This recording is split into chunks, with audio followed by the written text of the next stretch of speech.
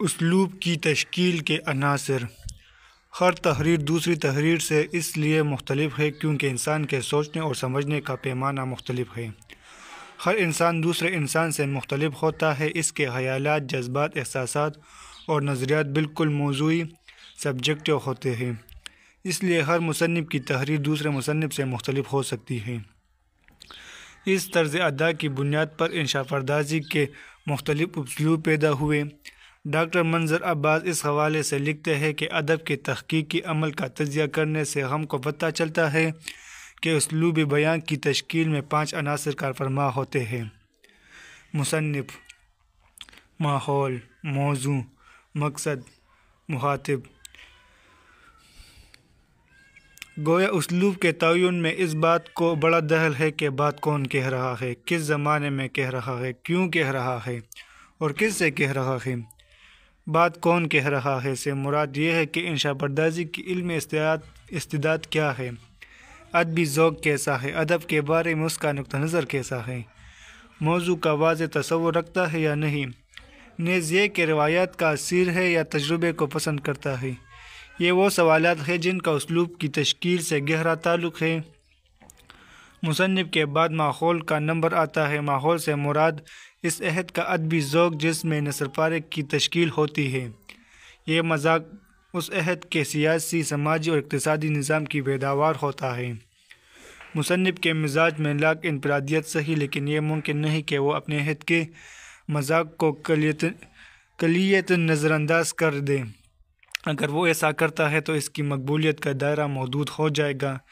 مصنف اور ماحول کے علاوہ اسلوب کی تشکیل میں موضوع کا بھی بڑا ہاتھ ہوتا ہے۔ موضوع یا خیال کی نوعیت کئی طرح ہو سکتی ہے، مثلاً علمی، تاریخی، افسانوی، صحافتی، تدریسی وغیرہ۔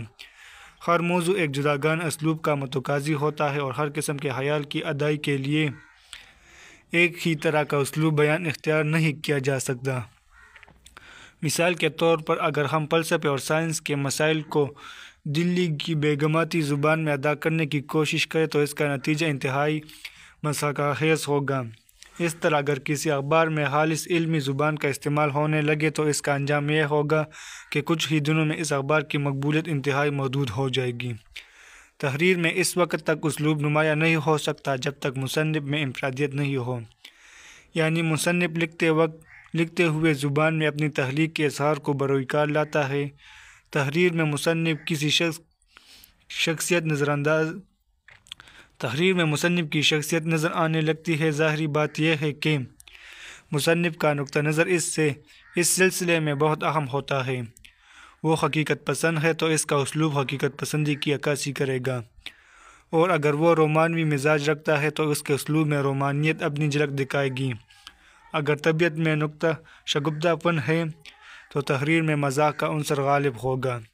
اس لیے اسلوب کو نقل کرنے کے لیے بھی طبیعت کا رجحان ضروری ہے۔ ہم دیکھتے ہیں کہ سعادت حسن منٹو کا ایک مخصوص سماجی زاویہ نگاہ تھا جسے نقل نہیں کیا جا سکتا۔ علامہ اقبال ادب میں تاریخ، تہذیب اور عجمی اور عربی حوالوں کے بغیر لکھ نہیں سکتے تھے۔ یہ سب حوالے ان کی تحریر میں جمع ہو کے بین المتونی کیفیت کو پیدا کرتے ہیں۔ ایسا شخص جو ادبی سطح پر ان حوالوں سے ناواقف ہے وہ ایسا اسلوبی تحریر اختیار نہیں کر سکتا۔ مزاح نگاری میں سید ضمیر جعفری، انور مسعود، مشتاق احمد یوسفی، کرنل محمد خان، پطرس بخاری، ابن انشا، رشید احمد صدیقی وغیرہ سب کا اپنا اپنا اسلوب ہے۔ اسلوب میں ماحول کو بہت اہمیت ہوتی ہے۔ ماحول سے مراد مصنف کی زبان اور پھر زبان کا مخصوص لہجہ، رہن سہن، وضاقتہ، عادات و اطوار شامل ہے۔ وہ تمام عناصر بھی جو ماحول میں دوسرے لوگوں یا معاشرے نے اپنا رکھے ہیں سب اسلوب کو متعین کرتے ہیں۔ ہم تاریخ ادب اردو میں دیکھتے ہیں کہ دکن، دلی اور لکھنؤ کے مقابلے میں لاہور کا ادبی اسلوب مختلف رہا ہے۔ اس کی بڑی وجہ ماحول بھی تھا۔ اسلوب میں ایک اہم عنصر سمت کا ہونا بھی ہے۔ مثلاً مرثیے کا اسلوب قصیدے سے مختلف ہوگا۔ مصنف لاکھ کوشش کرے وہ مرثیے کو قصیدے جیسا رنگ نہیں دے سکتا، اسے بہرحال مرثیے میں نوحہ گری کا اہتمام کرنا ہوگا۔